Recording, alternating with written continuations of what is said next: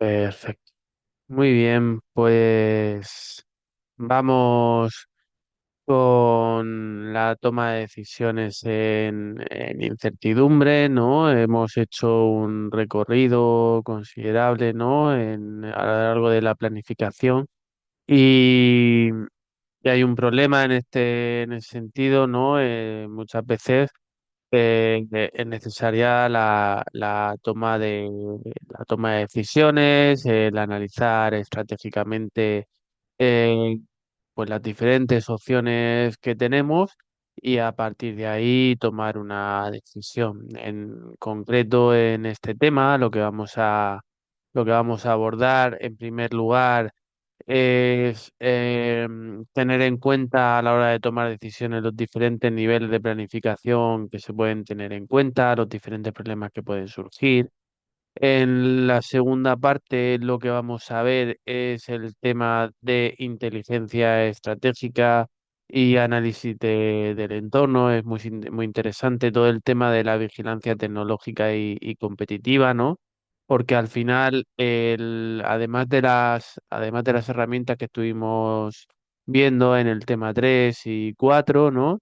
Eh, merece especial atención, ¿no? Todo el tema de eh, ser capaces de sistematizar lo que es la compresión del entorno, el reconocimiento de aquellos factores que pueden ser determinantes, ¿no? Para nuestra empresa, para nuestra organización, para nuestro departamento, ¿no? Entonces, en ese sentido, eh, es imprescindible tenerlo, digamos, sistematizado. Por otra parte, tenemos, además del análisis del entorno, pues todos aquellos conceptos relacionados con toma de decisiones y optimización, ¿no? A partir de modelos y de toma de decisiones, ¿no? Entonces, bueno, pues eso es un poco el horizonte de este tema. En primer lugar, sin mayor importancia, ¿no? Pero porque lo tengamos en cuenta, cuando estamos tomando decisiones y también en este caso eh, tomamos de referencia la misma bibliografía que utilizamos en el tema anterior, especialmente con el libro de management. Hay que tomar decisiones, ¿no? Tomar decisiones supone un impacto eh, a diferentes niveles, ¿no? Entonces tenemos que tener claro cuando estamos tomando una decisión, si esa planificación tiene un nivel, digamos, pues más estratégico o más operacional. Y entonces, en ese sentido, es importante, ¿no? Tener la perspectiva porque puede haber una decisión que no sea tan estratégica, sino que sea operativa que igualmente tengamos que tomar, pero quizás está fuera de lo que es la propia planificación estratégica que estemos desarrollando. Eh, Al final lo estuvimos viendo, ¿no? Pero si estamos tomando decisiones, van a tener que ver con lo que es en sí la propia planificación estratégica, si está enfocado a largo plazo, si está relacionado con objetivos generales de la organización o de cómo se van a alcanzar esos objetivos generales, ¿no? Entonces, eh, este tipo de toma de decisiones normalmente tiene una parte de un nivel más ejecutivo. Son decisiones que tienen que ver con con la dirección o con el rumbo general del departamento o incluso de la propia empresa, ¿no? Entonces, normalmente si estamos tomando ese tipo de decisiones, pues cuando va a ser imprescindible, como hemos visto, ¿no? A nivel estratégico, entender el entorno externo, entender la parte interna de la organización. Y para poder tomar esa decisión, pues lo estuvimos viendo, es necesario utilizar las herramientas que vimos, de identificar oportunidades, fortalezas, amenazas, y enfocarlo y teniendo en cuenta cómo tener ventajas competitivas al tomar esa decisión. Al final tienen que ver con pues con la dirección, con el equipo directivo Y, y bueno, pues en ese sentido son decisiones que van a tener pues unas consecuencias considerables a largo plazo. Después tenemos decisiones que tienen que ver más con lo que viene siendo una planificación más. Planificación que podríamos denominar práctica para diferenciarlo, digamos, de un día a día.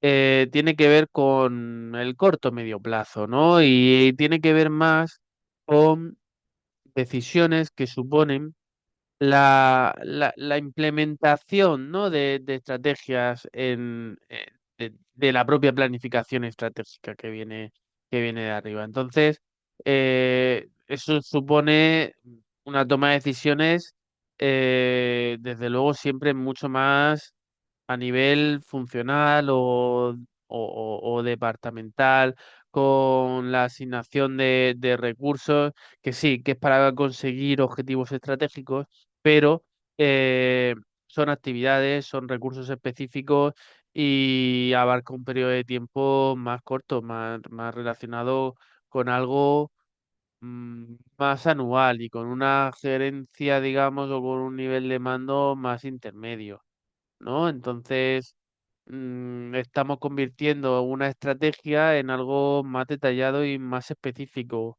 o trasladado a un área funcional concreta, ¿no? Entonces, son ese tipo de decisiones. Y después tenemos la planificación operativa.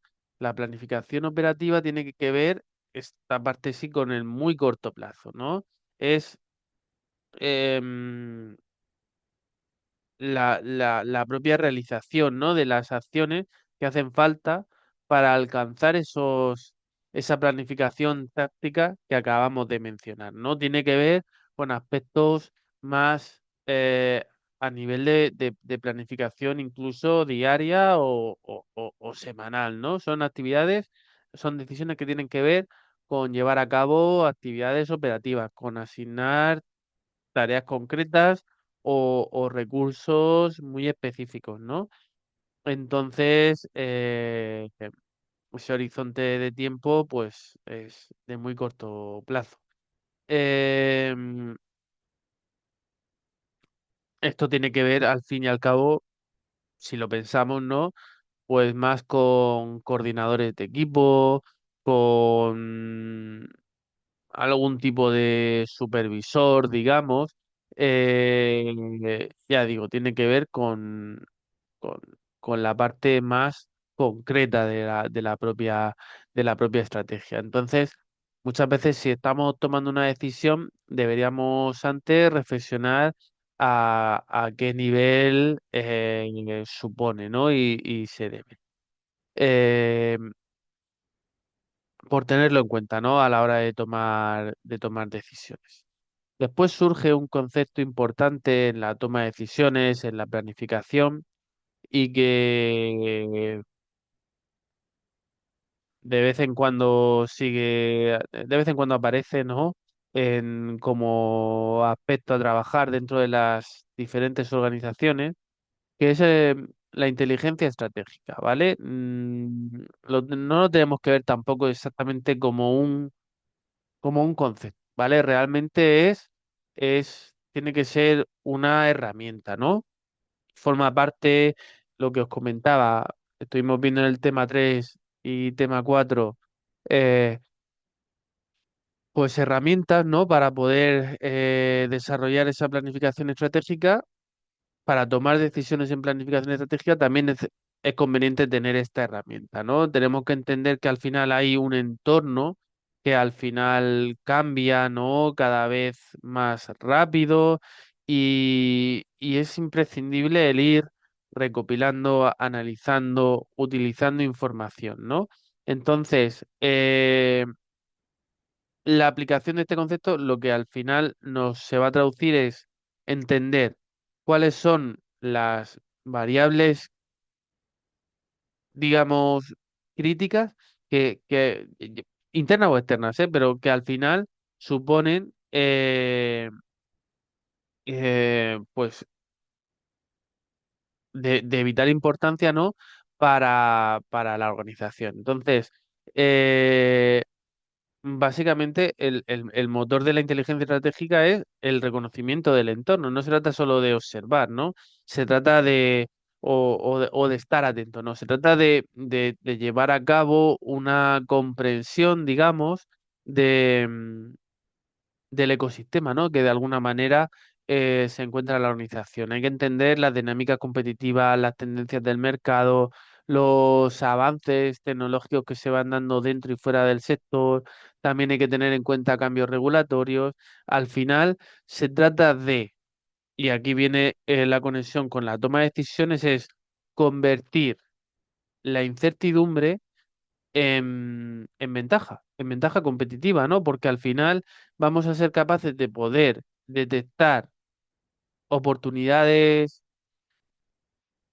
no oportunidades, oportunidades emergentes, ¿no? Es un poco el concepto, o bien poder anticiparnos a posibles amenazas, ¿no? Entonces, ese enfoque, además de, bueno, cada vez más la mentalidad ágil y adaptativo, ¿no? Yo creo que está presente ya en casi todas las organizaciones. eh, es imprescindible ese reconocimiento activo del entorno, es que es imprescindible para poder sobrevivir, ¿no? Para poder, en mercados cada vez más saturados, poder ser competitivos, ¿no? Y entender pues el pulso del mercado, el camino que hay que seguir. Y en ese sentido, tiene que estar sistematizado, ¿no? Eh, y tiene que ver, se combina, ¿no? Con la parte de toma de decisiones, como decía. Al final, cuando estamos en ese proceso de toma de decisiones, tenemos muchos factores, ¿no? Eh, Al final encontramos aspectos relacionados con, con, con, con muchas dimensiones. Tenemos factores personales, tenemos factores grupales que también pueden afectar.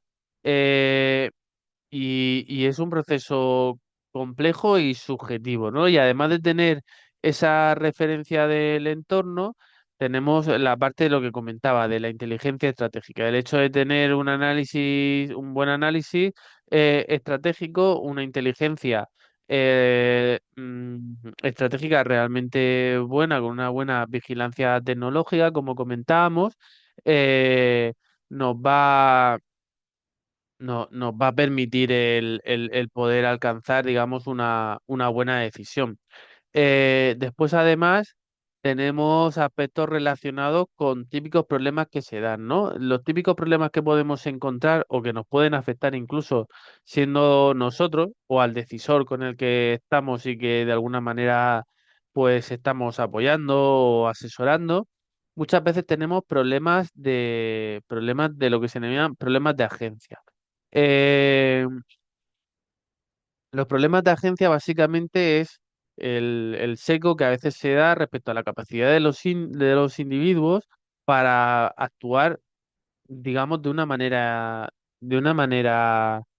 independiente, ¿no? O tomar decisiones realmente libres, porque al final hay un conflicto entre acciones, entre intereses o expectativas de los grupos a los que pertenecen, y en ese sentido, al final, esas decisiones de un individuo que afectan a otros, pues tienen una principal, tienen influencia, ¿no? Y muchas veces, pues directamente hacemos lo que hace la competencia. También a veces encontramos problemas de estructura, ¿no? Al final muchas veces tenemos una serie de normas, sistemas o reglas que pueden influir o limitar las opciones disponibles que tenemos, las opciones que podemos tomar y a lo mejor no nos llevan a los resultados lo más óptimos posibles. También puede ocurrir. Y hay dos fenómenos, ¿no? Entre esos problemas de agencia y estructura de interacción, pero además tenemos el fenómeno del groupthink o el pensamiento de grupo en el que al final la toma de decisiones dentro de ese proceso psicológico, normalmente estas grandes decisiones tampoco las toma una sola persona o por lo menos se apoya en un grupo de personas y muchas veces ese deseo de armonía o de ¿cómo llamarlo?, de conformidad, ¿no? De alguna manera, hace que a veces sea una toma de decisiones un poco irracional o disfuncional, ¿no? Un poquito. Entonces, cuando estamos con las características del groupthink, básicamente como que tenemos una ilusión de, de exceso de confianza o de optimismo, entonces como que se ignoran los riesgos o los posibles peligros. El grupo también descarta advertencias o no reconsidera los supuestos que tiene. Eh, Se cree el grupo como moralmente superior al resto y muchas veces tenemos esa parte de estereotipos y autocensura. Eh, un ejemplo y que seguro que así os vais a acordar, y cuando estéis en algún proceso de toma de decisiones os vais a acordar, es el ejemplo de Pearl Harbor, ¿no? Al final, en un contexto en el que, bueno, los Estados Unidos no fueron capaces de anticiparse ni se prepararon para el ataque, a pesar de tener señales de advertencia, ¿no? De que se iba a realizar y ese deseo de consenso, de subestimar al enemigo o de desestimar advertencias y tender hacia lo que es la conformidad, ¿no? Eh, en este caso, bueno, pues era la época de no cuestionar a lo mejor las opiniones de superiores, el consenso y tal, pero hubo varias señales de advertencia, reportes de inteligencia que indicaban un posible ataque japonés y esto pasa y seguro que si habéis participado en algún proceso de toma de decisiones, seguro que en algún momento se ha podido dar un poco este fenómeno. Eh, el otro fenómeno que a veces se da y es frecuente es el término del wishful thinking, ¿no? Se refiere a un, digamos, patrón de pensamiento en el que, bueno, la toma de decisiones se basa en lo que uno desea que ocurra, ¿no? En lugar de apoyarse en lo que es la realidad o las evidencias que puede tener. Entonces ahí muchas veces tenemos cierto optimismo, ¿no? Un optimismo un poquito infundado, pero que, bueno, al final creemos no lo que es verdad, sino lo que deseamos que pase, bueno, se ignora un poquito lo que es la realidad, se reinterpreta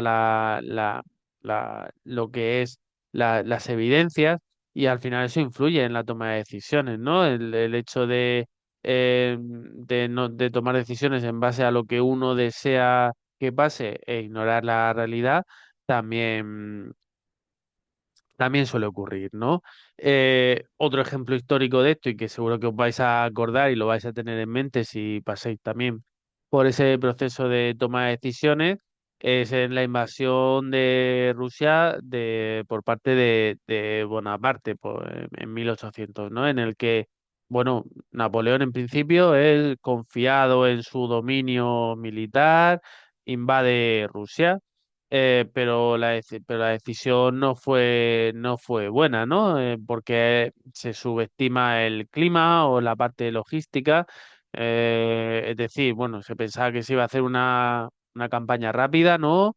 Pero se subestima el tamaño, el clima, la complejidad de Rusia y, y bueno, aparte de las expectativas un poco sobre Rusia, que se creía que bueno, enseguida pedirían la paz, subestimar Rusia y sobreconfianza, digamos, de las propias habilidades. No sé si vosotros en algún proceso de toma de decisiones os ha pasado alguno de estos fenómenos, pero cuando yo he tenido reuniones sobre decisiones, ¿no? Decisiones importantes, muchas veces se tiende, ¿no? A estas líneas. No sé si os ha pasado a vosotros en algún momento. ¿O lo conectáis con algún ejemplo actual o histórico?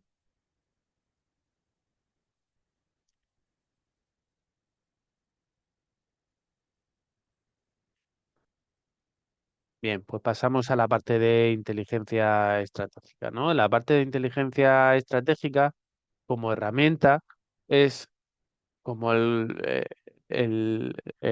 concepto de pues todo el proceso de recopilar, de analizar y de utilizar información, ¿no? Para tomar decisiones, básicamente. Pero ¿esto qué implica? Esto implica el tener un sistema en el que identificamos, monitoreamos de una manera regular o sistemática, ¿no? Los factores internos y los factores externos que al final pueden influir en el rendimiento, ¿no? de la organización, ¿no? Es darle un enfoque integral, ¿no? Y se trata de combinar, por una parte, en esa inteligencia estratégica, como os pone ahí, la vigilancia tecnológica, por otra parte, la inteligencia competitiva y traducirlo o plasmarlo o aterrizarlo, digamos, en la planificación estratégica, ¿no? Se trata de entenderlo como tres componentes, ¿no? Que de alguna manera van a trabajar juntos para poder, digamos, tomar esa decisión en base a lo que tenemos. La vigilancia tecnológica, lo vamos a ver después, pero básicamente para poder tener esa visión global de la inteligencia estratégica, la vigilancia tecnológica se centra en monitorear, digamos, los avances tecnológicos que son importantes para una empresa. No todos, los que son importantes para mi organización. Eso ya supone un proceso, ¿no? Y, y de eso, y identificando o evaluando nuevas tecnologías o dependiendo del sector, patentes o tendencias tendencias en la industria, ¿no? Entonces, bueno, hay que digamos, lo que busca es mantenerse al tanto, ¿no? de los posibles cambios, ¿no? Del panorama tecnológico, porque ahí pues, podemos tener oportunidades de innovación o cómo la tecnología va a afectar a nuestro negocio, ¿no? Entonces, eh, es importante tenerlo en cuenta. No sé, si fabricamos dispositivos móviles, pues tendremos que uno de los campos de vigilancia tecnológica que tendremos que tener en cuenta son los avances en tecnologías de baterías, por ejemplo. Entre otros, va a cambiar mucho, ¿no? El producto que desarrollemos. Después tenemos la inteligencia competitiva, ¿no? Esa parte lo que implica es el monitoreo o el análisis, pero de los competidores, ¿no? Y de cómo va el mercado en el que se desarrolla la empresa, la organización. Al final se trata de recopilar información interesante sobre competidores, sobre su estrategia, sobre sus productos, sobre sus precios o cuáles son sus fortalezas y sus debilidades, ¿no? Entonces, nos va a ayudar a comprender como veíamos con alguna de las herramientas del tema 4, ¿verdad? El posicionamiento de lo que es la empresa en relación a la competencia, ¿no? Porque eso también nos da para oportunidades, para amenazas y para alcanzar ventajas competitivas, ¿no? Entonces, bueno, eh, em, es, digamos, la otra de las patas de lo que es la inteligencia estratégica.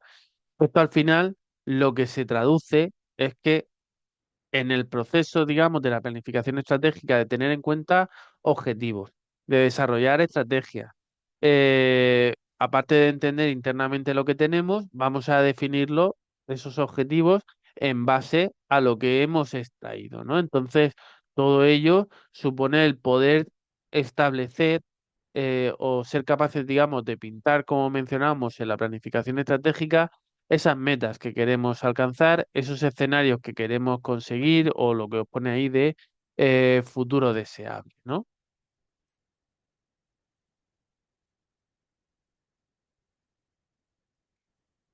Y nos vamos a parar, en primer lugar, con la inteligencia competitiva, ¿no? Al final hemos dicho que la inteligencia competitiva básicamente es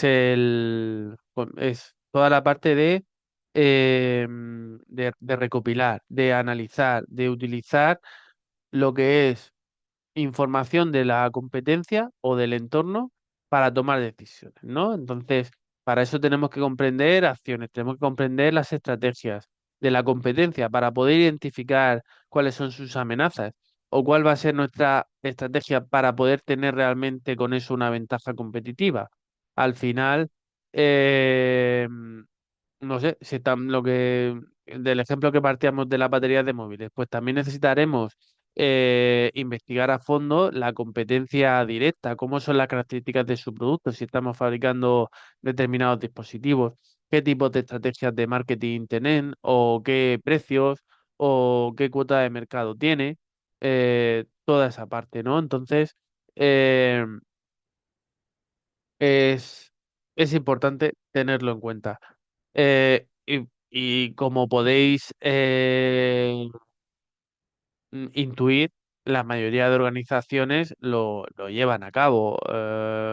Uno de los ejemplos, pues evidentemente, no trabajo en Microsoft, pero seguro que Microsoft pues utiliza la inteligencia competitiva para identificar fortalezas y amenazas de la parte de competidores de software, ¿no? Al final tendrá que entender qué estrategias utiliza para poder desarrollar la estrategia de Microsoft en la parte de Azure, pues tendrán que entender lo que hace Amazon con su AWS o Google Cloud para poder ir ajustando su propio enfoque, la promoción de Azure y cómo organiza y enfoca esa computación en la nube para poder lograr esas ventajas competitivas y tener una mayor cuota de mercado.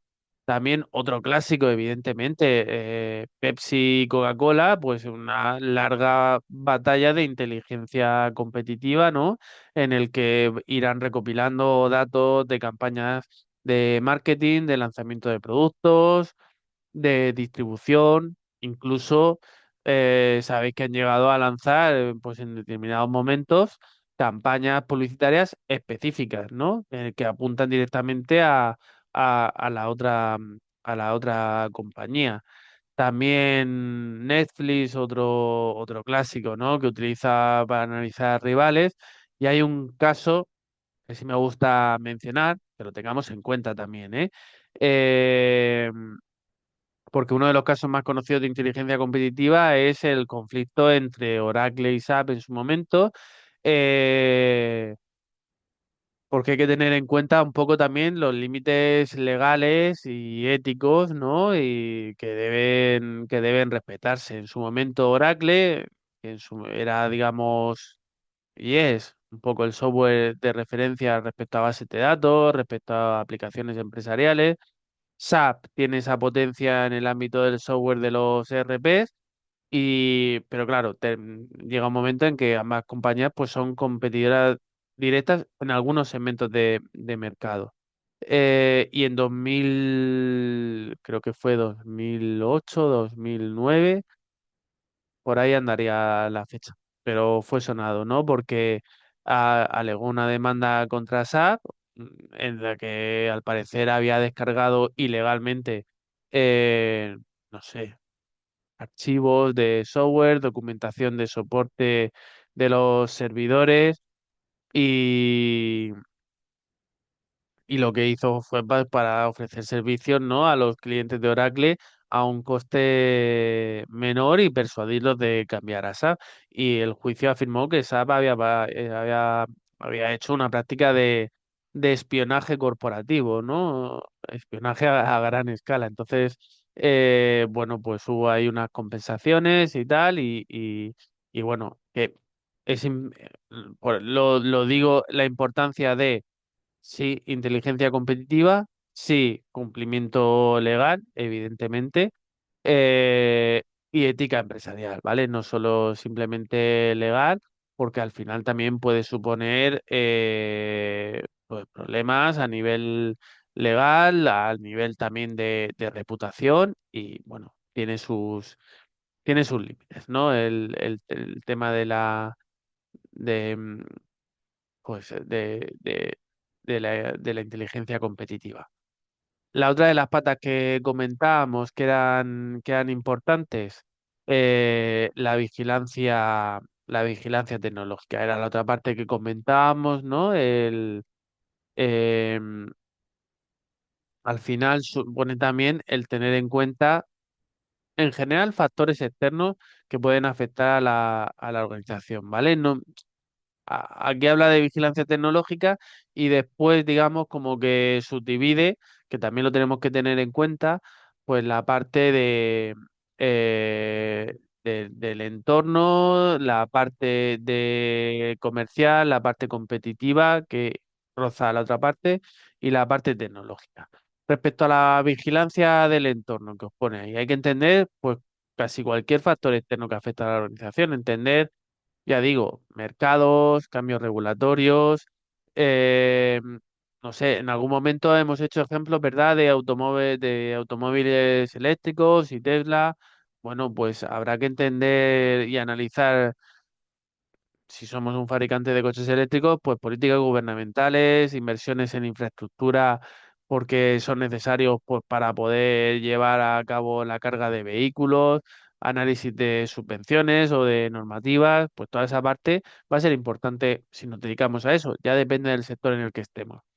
La parte de vigilancia comercial, ¿no? Entender un poco en general cómo funciona el mercado, las tendencias que tenemos de consumo, de canales de distribución, de incluso tener en cuenta el análisis de los proveedores. Bueno, pues también la parte de vigilancia competitiva. Bueno, analizar los competidores directos tiene que ver con esa inteligencia competitiva y la vigilancia tecnológica, ¿no? La vigilancia tecnológica. eh, es importante, ahora profundizamos en esa parte de la vigilancia tecnológica y ahora vemos cómo la sistematizamos, ¿no? Em, en definitiva, que ahí os pongo una referencia, ¿no? En la que podéis profundizar bastante en todos estos conceptos de inteligencia competitiva. Os lo recomiendo si os interesa esta parte, pero bueno, es importante también sistematizar porque al final cada vez, digamos, la evolución es más rápida y cada vez tenemos más datos y más información. Esta foto creo que tiene como 10 años de diferencia y en la que apenas hay dispositivos móviles y ahora tenemos un montón de dispositivos móviles tomando datos de de manera continua, ¿no? Entonces, em, es imprescindible poder sistematizar toda esta parte, ¿no? No podemos simplemente estar al día siguiendo algunas tendencias, sino que es importante toda la parte de sistematizarlo. Entonces, ¿cómo lo podemos sistematizar? Especialmente, por ejemplo, lo que es la vigilancia tecnológica. Pues lo haríamos de la siguiente manera, ¿no? Nosotros, cuando estamos digamos, tratando de plasmar ese ciclo de vida de la vigilancia tecnológica, al final se trata de dividirlos en etapas, ¿no? Y entonces a partir de ahí eh, ir implementando este proceso para que, digamos, sea un ciclo de vida continuo, ¿no? ¿Cómo lo podemos hacer? Pues en primer lugar hay que identificar y captar los datos, ¿no? Se trata de identificar aquellas fuentes de información que pueden ser relevantes, ser capaces de conectar y capturar los datos para el proceso de vigilancia tecnológica y a partir de ahí eh, definir, no sé, qué temas son de interés, qué objetivos tenemos, entender qué bases de datos especializadas vamos a utilizar, qué patentes, qué publicaciones, o de dónde vamos a utilizar las noticias.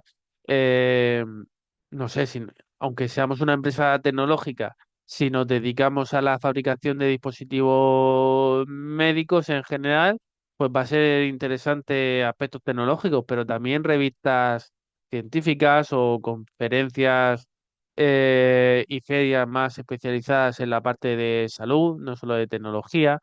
Después haríamos dentro de ese ciclo de vida esa selección, ¿no? En el que al final vamos a tener muchos datos, pero hay que seleccionar, hay que filtrar y hay que identificar la información que termina siendo más relevante o más útil. eh, y entonces tenemos que establecer criterios, ¿no? Y tenemos que ser capaces de aplicar herramientas concretas para poder organizarlo. Después haríamos esa parte de análisis de la vigilancia tecnológica, entonces se trata de, a partir de esos datos que estamos seleccionando, extraer un conocimiento más concreto, más significativo, que sea relevante. Y a lo mejor pues ahí tenemos que incluso aplicar herramientas estadísticas, hacer análisis de tendencia de lo que está ocurriendo, analizar textos o datos cuantitativos, ¿no? Ahí es donde a lo mejor vamos a empezar a detectar posibles oportunidades o amenazas. Eh, Porque hemos detectado que ha salido una patente, si somos una empresa de energías renovables, pues una nueva patente de batería o una nueva patente de sistema que es mucho más eficiente. Pues lo tenemos que tener en cuenta y además comunicar después la parte de difusión, ¿no? Y de compartir los resultados, de que se pueda utilizar en la toma de decisiones a partir de resúmenes, de enlaces de comunicación con los responsables y entender todo ese proceso complejo. Por eso entender ese ciclo COVID, completo de lo que es la vigilancia tecnológica. Y claro, esto no empieza y termina en un mes, no, se trata de que este ciclo de vida sea continuo, ¿no? A lo largo del propio desarrollo. Hay muchas herramientas, ¿no? Que podemos encontrar y que nos pueden dar soporte, ¿no? Eh, que al final nos ayuden, ¿no? A recoger, a codificar, a clasificar información y tenemos muchos datos. Datos tenemos, por ejemplo, en Invenes con bases de datos de patentes, eh, que puede ser interesante. También el SpaceNet, que es la Oficina Europea de Patentes. Si estamos trabajando en esa parte, puede ser interesante. La UZPO Patent Database, que también tenéis ahí. Bueno, al final tenemos diferentes opciones, ya depende lo que puede ser interesante. Y además tenemos herramientas que nos pueden ser útiles para, para el tema de la gestión, ¿no? De esta parte. A ver, está claro, ¿no? Toda la parte de inteligencia artificial, de motores de búsqueda en Internet, pues nos pueden ser útiles, algunos buscadores especializados. También la parte de sindicación de contenidos en redes sociales, pues al final también puede ser fuente de información y si lo trabajamos de manera adecuada puede ser interesante. Em, Hay software de vigilancia tecnológica especializado, ¿no? Hay herramientas. Ahí os he puesto el ejemplo con el que nosotros hemos trabajado en algunos de los casos, como es el de Villale, en el que, bueno, son herramientas diseñadas para hacer una vigilancia tecnológica avanzada, analítica, ¿no? Que al final los usuarios de la organización, para lo que le están haciendo, pues busca y analiza patentes, artículos científicos y identifica también a partir de diferentes documentos tendencias, competidores.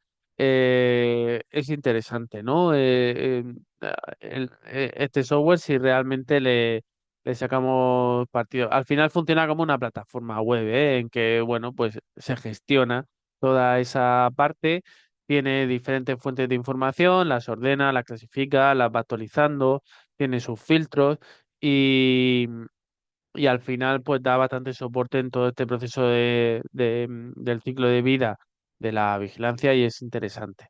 Bikubo Cloud también es interesante para automatizar algunos.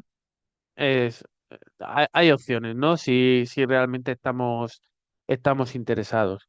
Eh, y este sería un poco el proceso, ¿no?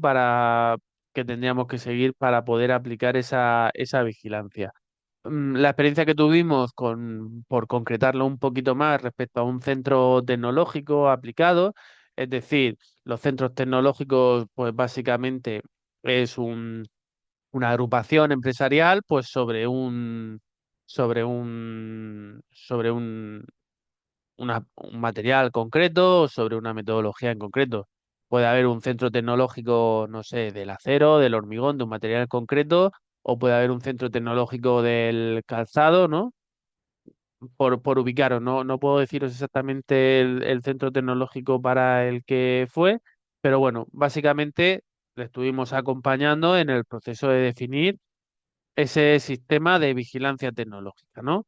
Lo primero de todo fue el objetivo de definir un objetivo general, ¿no? Hay que establecer, eh, para poder hacerlo bien, eh, definir ese objetivo general. Al final sabemos que vamos a recopilar, vamos a analizar, vamos a difundir información, pero ¿sobre qué? Pues ahí el objeto fue el que sea relevante, ¿no? Para el sector y poder, uno, anticiparse a los cambios, mejorar la parte de procesos de innovación y de creatividad. También la parte de reforzar toda la parte de I más D, ¿no? Y al final, pues detectar oportunidades, amenazas, ¿no? Entonces, ese es el objetivo general. Sí, y sobre todo, digamos, que pusieron el foco en, uno, detectar cambios tecnológicos que vayan a ser significativos. Al final, el hecho de, para un sector en concreto, detectar esas innovaciones emergentes que impactan en un sector, no sé, en un sector el que sea, el del mueble o el del plástico, ¿vale? El sector al que pertenece el centro tecnológico de turno, pues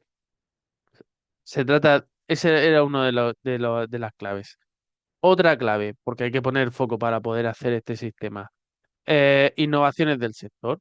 ¿Vale? Además de los cambios tecnológicos significativos, esas innovaciones sobre nuevos materiales o tipos de acabado que pueda tener o tecnologías que se aplican.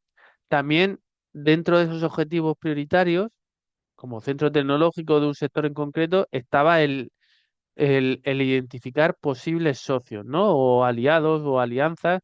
Esa parte de redes de colaboración estratégica en sí creían que pues, era una de las formas de aumentar el volumen de negocio de las empresas que formaban parte.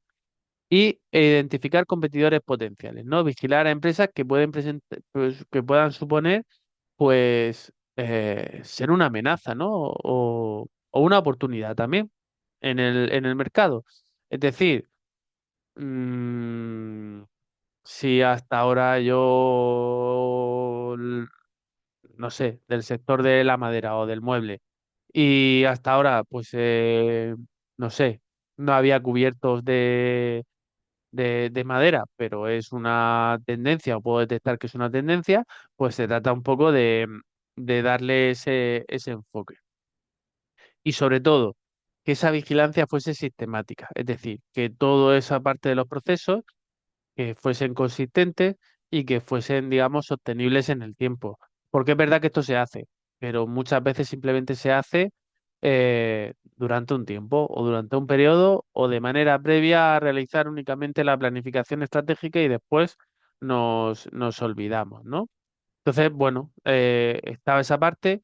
Hay una serie de factores críticos en este caso para este centro tecnológico. Estaba la parte del entorno. Al final era importante toda la parte legislativa, la parte normativa, o incluso podríamos pensar en la parte económica, ¿no? Que pueda afectar al sector al que pertenece.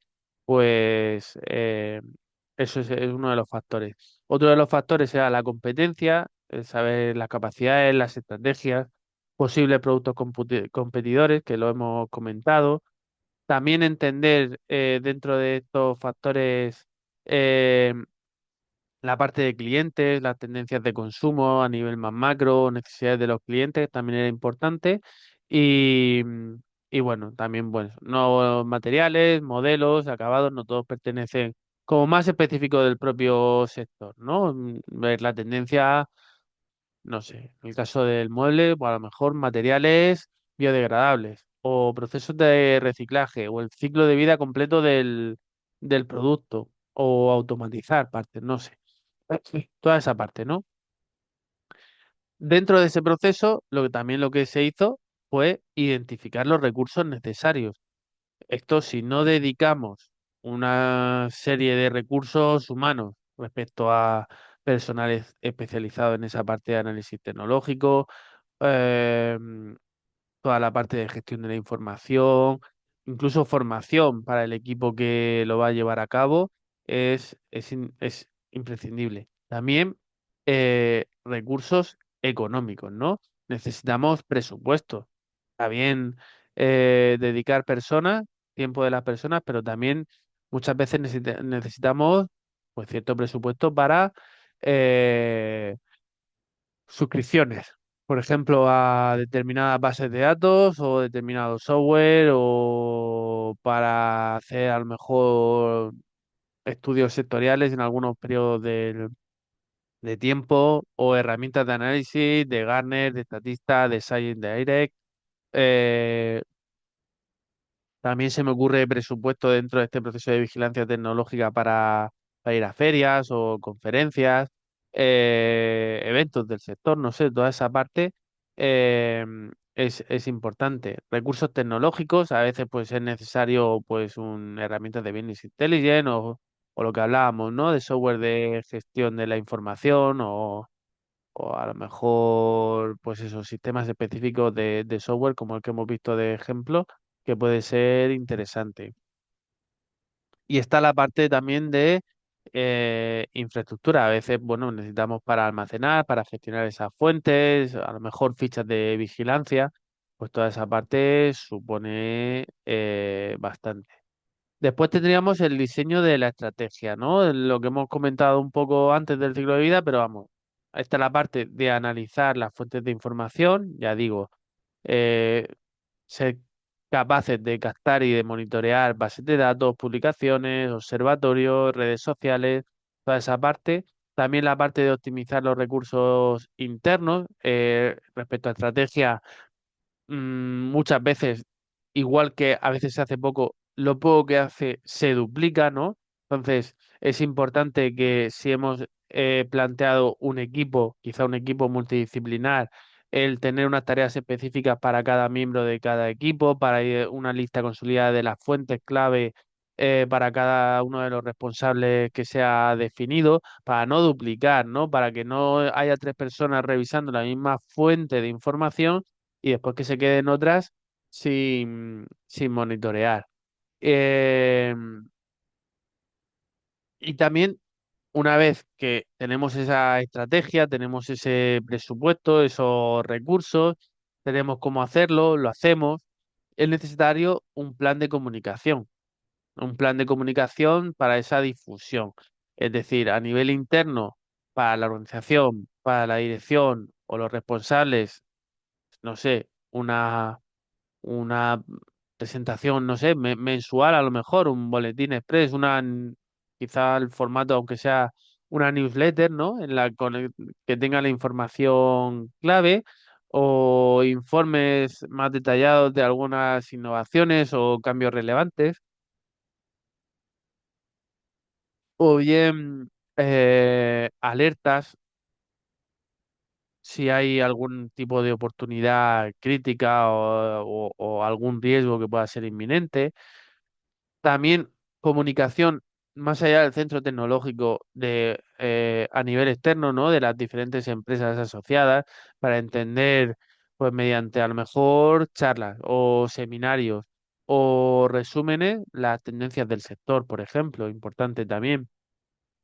Y también tener fichas de vigilancia, ¿no? En esa difusión, con categorizadas por temas, con materiales, tecnologías, innovaciones, y que ese acceso a las fichas sea mediante un sistema digital que realmente pueda ser consultable. Con esto al final se trata de que con todo este proceso, ese centro tecnológico lo que consiguió es, uno, anticiparse a los cambios del entorno, eh, posicionarse para las empresas que están asociadas a ese centro tecnológico como referente, ¿no? De la innovación, de la colaboración en el sector, de tomar decisiones tanto como centro tecnológico como para las empresas asociadas con información realmente actualizada, ¿no? Y que sean competitivas en el entorno, es cuando realmente es útil la vigilancia tecnológica. Si la hacemos como simplemente un pequeño previo a únicamente ese proceso de planificación estratégica, está bien, pero no es lo adecuado. Y de ahí viene un poco el bueno, el feo y el malo, ¿no? Por una parte tenemos el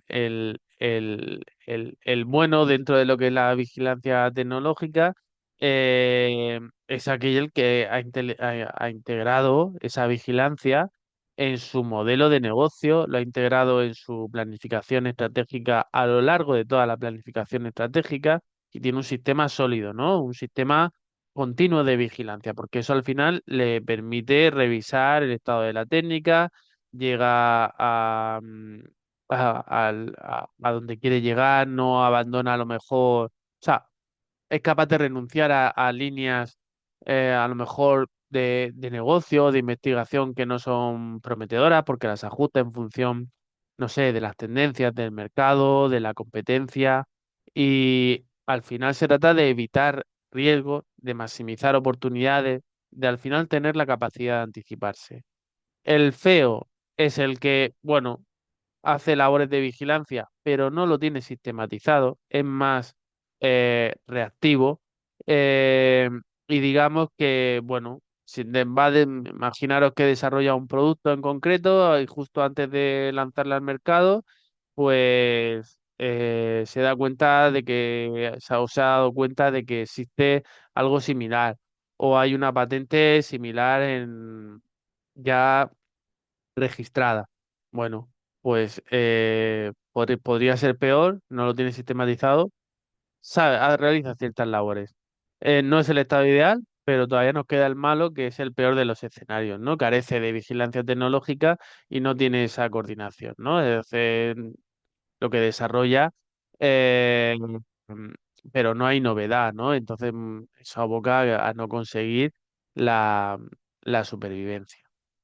Em, Importantísimo toda la parte de vigilancia tecnológica. Em,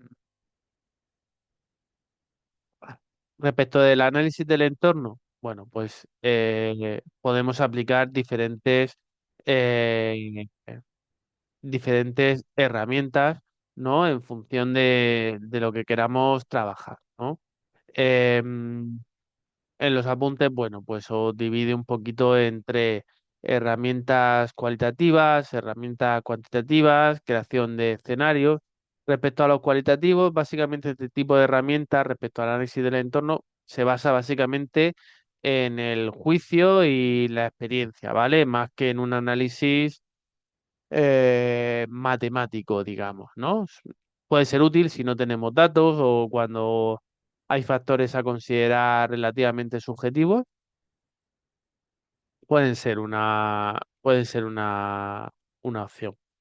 Em, por ejemplo, el análisis, el método Delphi, ¿no? En el que, bueno, no vamos a entrar mucho, pero bueno, se basa en el consenso de expertos para la toma de decisiones, o el análisis de tendencias, básicamente.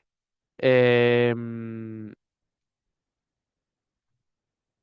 Después tenemos diferentes parámetros estadísticos que podemos ir aplicando, análisis de tendencias.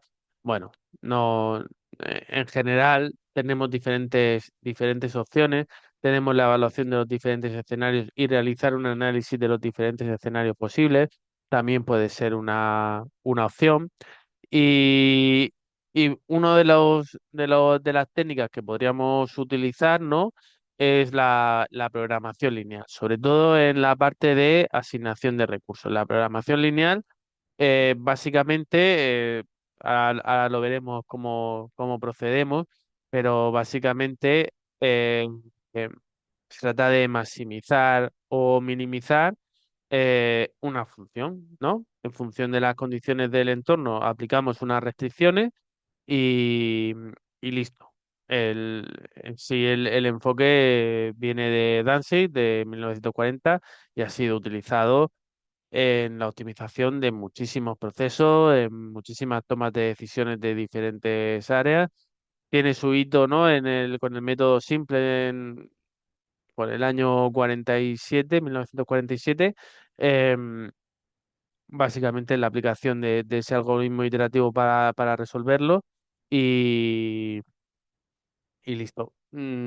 Se han resuelto muchos problemas. El clásico es el problema del transporte, que lo aplicó en su momento para el ejército de los Estados Unidos, pero lo encontramos también para asignar personal a diferentes proyectos y tareas, máquinas, tareas de producción, rutas de entrega.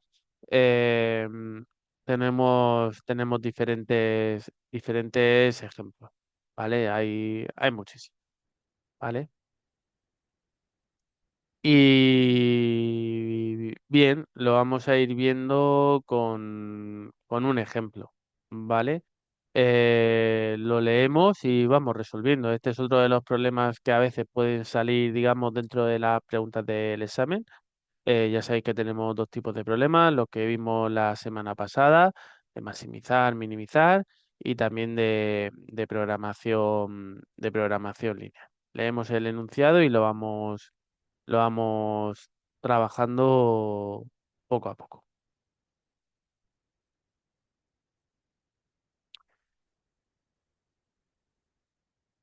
Nos dice que una empresa fabrica cuatro productos, A, B, C y D, con las siguientes condiciones.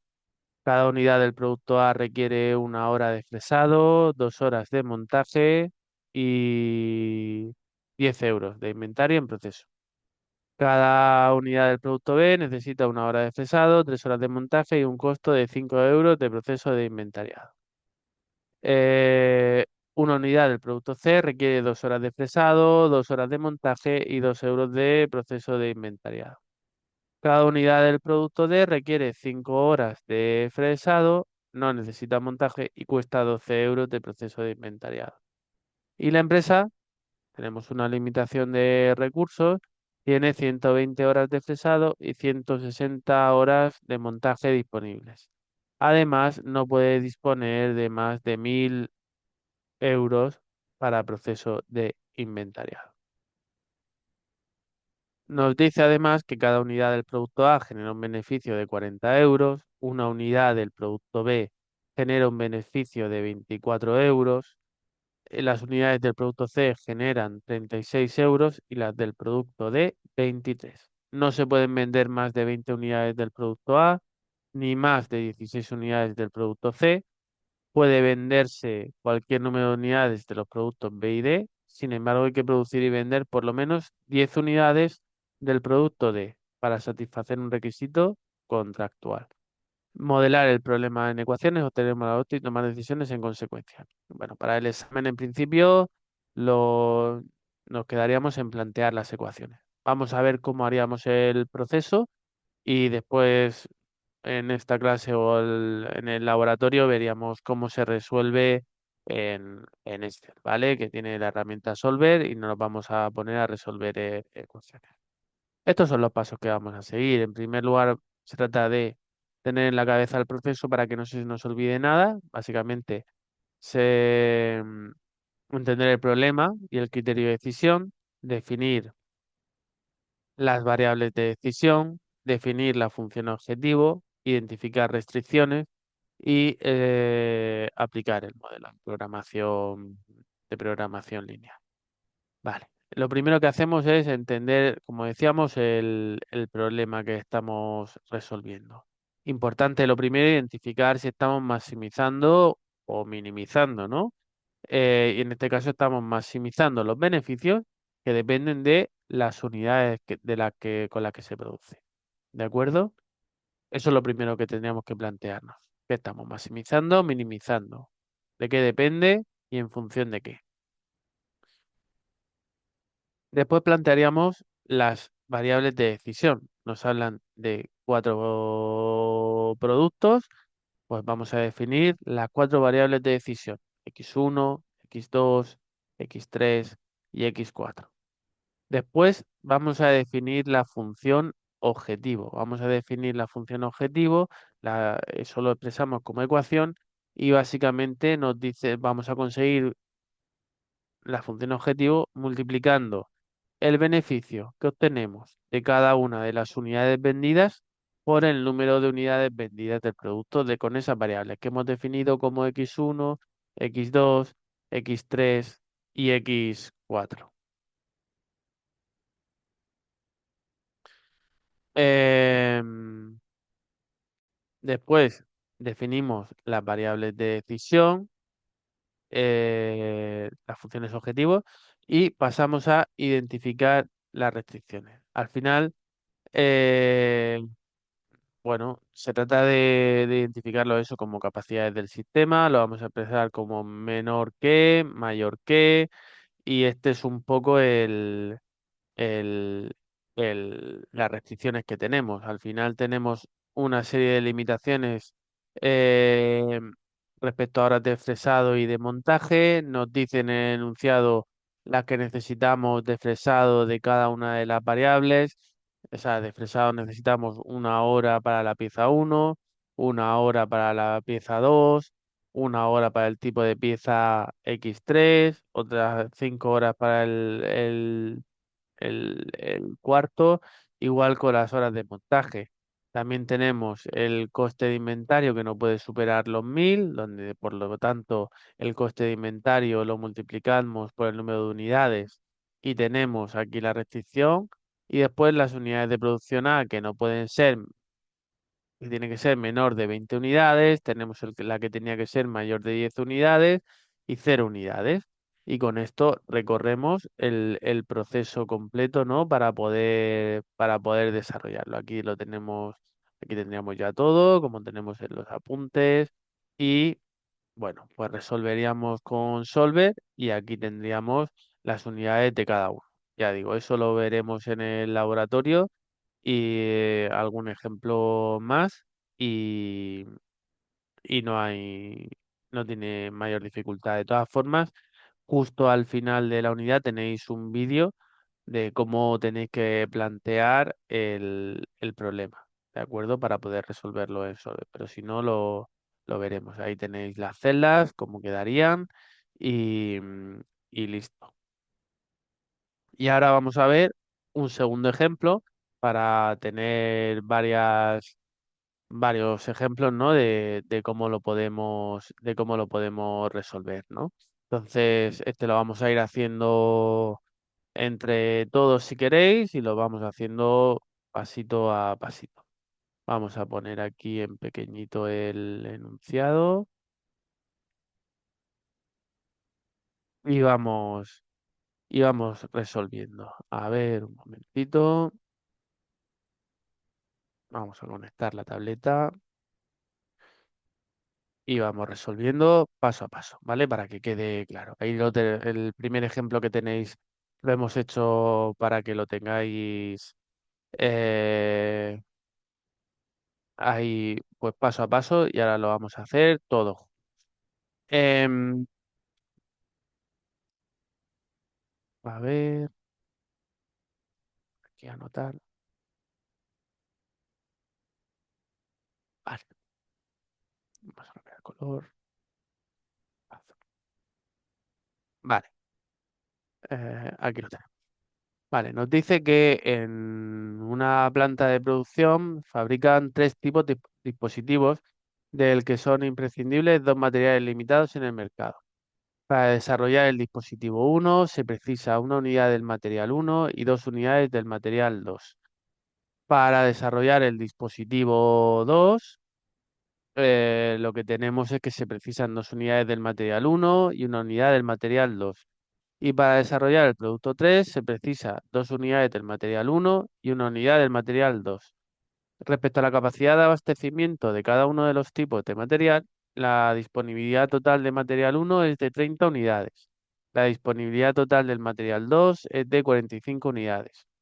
Y el precio de venta del dispositivo uno es de 7 unidades monetarias.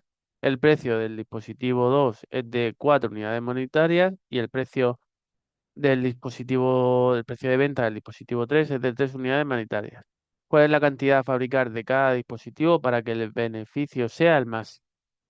Bien, para plantearlo, en primer lugar, hemos dicho que en este caso lo primero que hacíamos era identificar el problema de maximizar beneficios. En el caso de maximizar beneficios, eh, depende de las variables de producción. Aquí tenemos variables de producción. Y lo segundo que hacíamos era, en el punto 2 identificar las variables, ¿no? Entonces, tenemos que vamos a definir, en este caso, pues como x1, la producción del dispositivo 1, para x2 va a ser la producción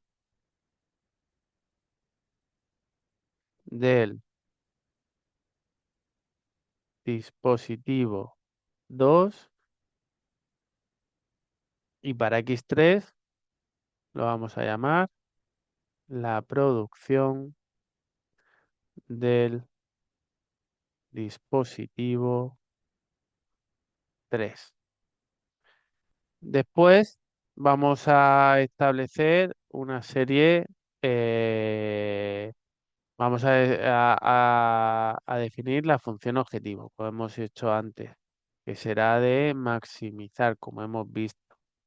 Y tenemos que los precios de venta sería de 7 por la cantidad del dispositivo, más 4 de precio de venta por la cantidad del dispositivo 2 más 3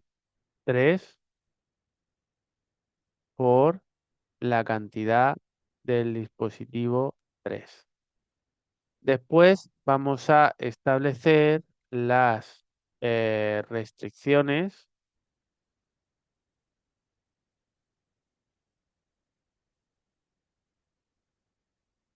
que nos dicen. ¿Qué restricciones tenemos? Pues nos dice que la disponibilidad total del material 1 es de 30 unidades y sabemos cuántas unidades necesitamos para cada uno. Una unidad del material 1 y 2 unidades del material 2. Aquí tenemos la restricción del material 1, que son 30 unidades, y si cambiamos de color para tenerlo más claro, la cantidad de materiales que necesitamos del tipo 2 y su S. Entonces, para poder resolverlo, tenemos que plantear la ecuación de que es x1 más, o sea, 1 por el número de dispositivos tipo 1 más 2 por número de dispositivos del tipo 2 más 2 por el número de dispositivos del tipo 3 y eso tiene que ser menor o igual que 30 unidades. Después tenemos del otro material 2x1 porque necesitamos 2s más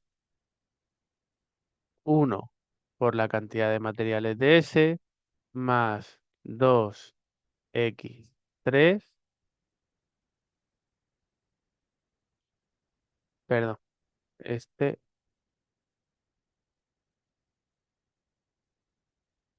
sería 2, 1 y 1, que tiene que ser menor o igual que 45. Además, sabemos que x1 tiene que ser mayor o igual que 0, es decir, el valor del número de dispositivos tiene que ser 0 o más, igual del dispositivo 2, igual con el dispositivo 3. ¿De acuerdo?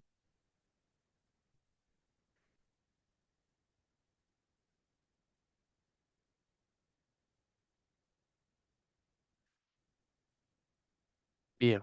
Y nos quedaríamos aquí, de acuerdo al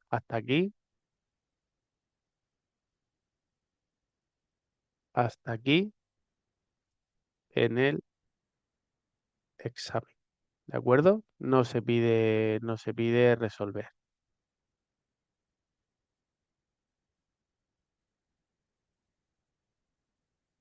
Perfecto.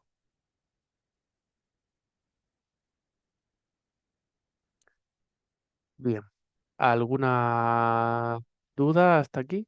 Algo que yo creo que es bastante sencillo, pero nos ayuda dentro de tomar decisiones, más allá de la programación lineal, el entender cuál es el problema, entender cuáles son las variables que intervienen en la toma de decisiones y entender cuáles son las restricciones que tenemos a la hora de tomar esa decisión.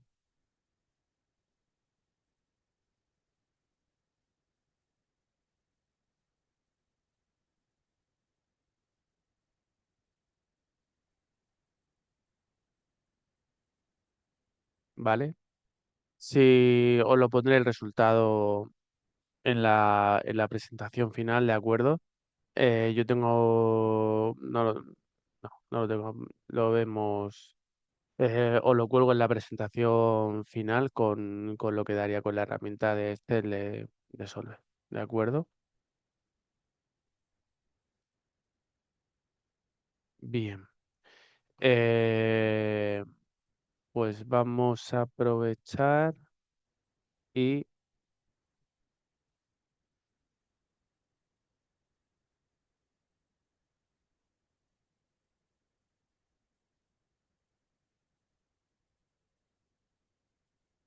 y vemos otro ejemplo de los que vimos. A ver, ¿habéis escrito algo?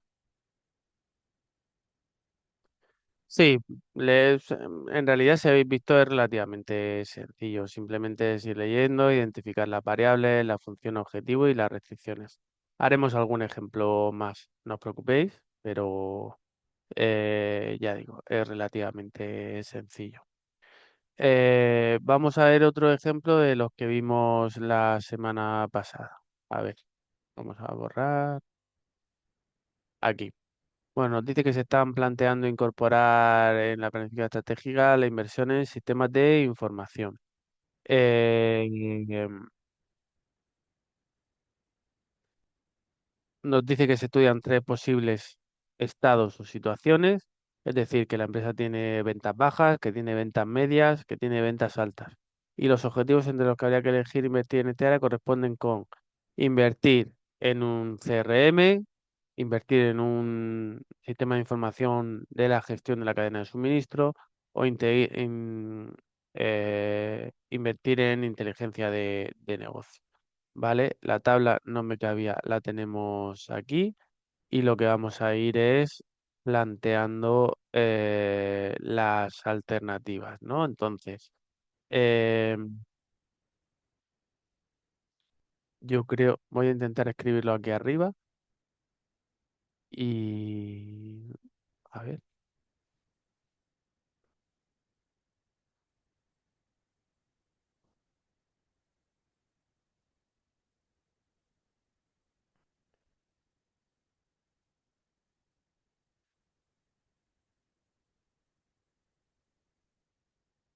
vale, aquí lo tenemos la tablita. Recordad, si leemos el problema, las decisiones es sobre lo que tenemos que decidir, donde podemos influir, los estados de la naturaleza, pues al final puede haber ventas altas, bajas o medias y una estimación de lo que ocurre con cada uno de los escenarios, ¿vale? Entonces, si en primer lugar no entro mucho en, en profundizar en la explicación, lo veremos, pero podemos ver el criterio optimista. En el caso del criterio optimista, recordad que es la visión más optimista de lo que creemos que va a ocurrir lo mejor de lo mejor y con eso lo que hacemos es elegir aquello de las diferentes decisiones que es más alto y de ello cogeríamos el más alto a su vez. Es decir, cogeríamos 340, 320 y 300. Y por lo tanto, el mayor de ellos es 340, con lo que desde un punto de vista optimista, la decisión a tomar es la 1 CRM. A ver si puedo copiarlo abajo y lo...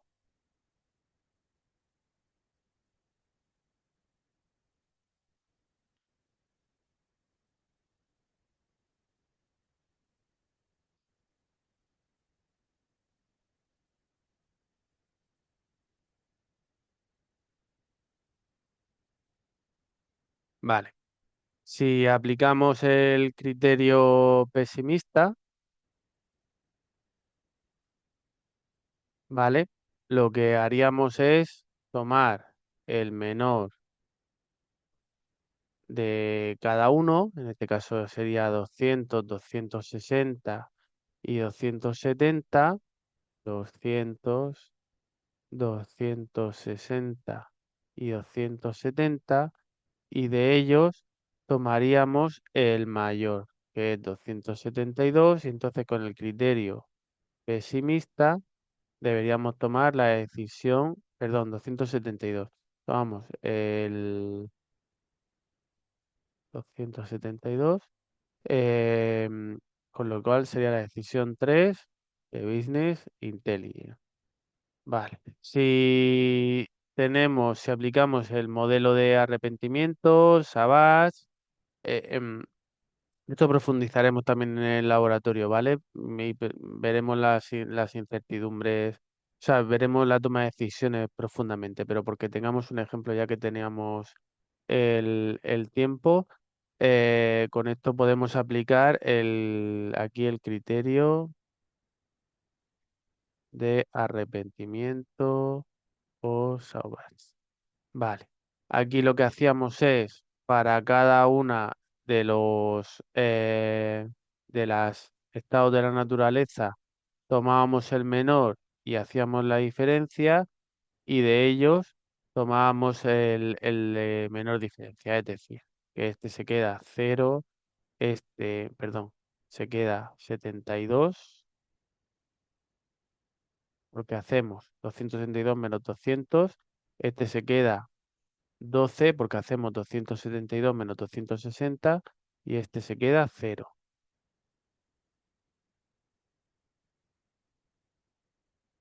Después tenemos para este estado de la naturaleza que tomaríamos el 320, por lo tanto aquí queda 20, aquí queda 0 y aquí queda 40. Y para esto es S1, esto es S2, esto es S3. Si hacemos la diferencia, aquí quedaría 0, aquí quedaría 20 y aquí quedaría 40. De ello, tomamos el valor mayor, 72, 20 y 40. Podríamos coger cualquiera de los dos, pero en realidad, como hay que coger el menor de todos ellos, cogeríamos el 20, tendríamos la decisión, en este caso la 2, que tiene que ver con el SCM.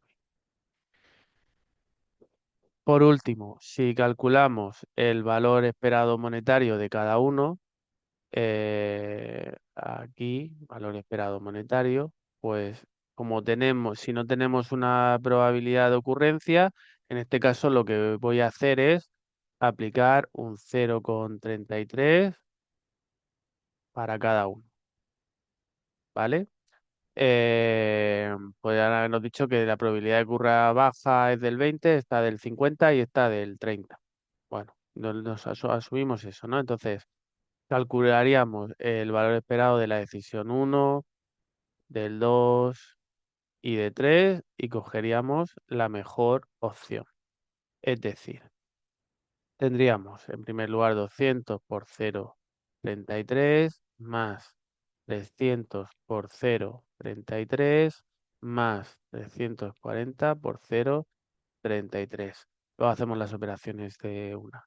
Después tenemos 260 por 0,33 más 320 por 0,33 más 320 por 0,33. Y por último tenemos 272 por 0,33 más 280 por 0,33 más 300 por 0,33. Esto recordad que no lo pone en el enunciado, como no nos lo dan, pues estimamos que es el mismo valor. No lo deberían de dar en el enunciado y si no, pues argumentamos qué probabilidad le podríamos asignar. Mientras le asignéis una probabilidad que en total sume uno o más o menos uno, pues sería correcto, si no se da un dato, ¿no? Y entonces, el, este de arriba nos da 280, este nos da 300, este nos da 284. Con lo cual, la toma de decisiones, teniendo en cuenta la probabilidad con el criterio de Laplace, sería la decisión 2. ¿De acuerdo? Por último, vimos el concepto de valor esperado de la información perfecta. Ese valor esperado de la información perfecta, básicamente se trata de coger el mayor de cada uno de los escenarios. Tenemos 272, 320 y 340 y multiplicaríamos, o sea, para cada uno de los estados de naturaleza, 272 por 0,33 más 320 por 0,33 más 340 por 0,33. Y eso nos daría 307,56. Con lo cual, ¿cuánto podríamos pagar por despejar esa incertidumbre o cuánto tendría sentido pagar? Pues me voy a coger otro color para poder verlo. Sería la diferencia entre eh, el valor esperado de la información perfecta menos el valor esperado monetario.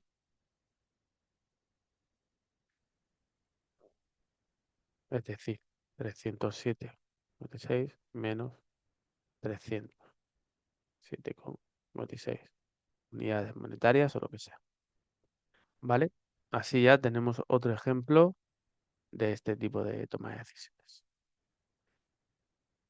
Muy bien, pues si no tenéis, lo seguiremos trabajando, no os preocupéis, nos queda todavía alguna sesión de laboratorio y de repaso y seguiremos trabajándolo, ¿de acuerdo?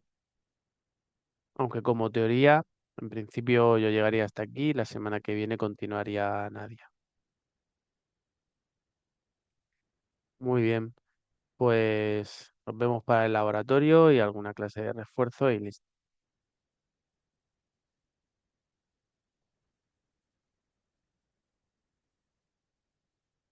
Hasta la semana que viene. Adiós, gracias.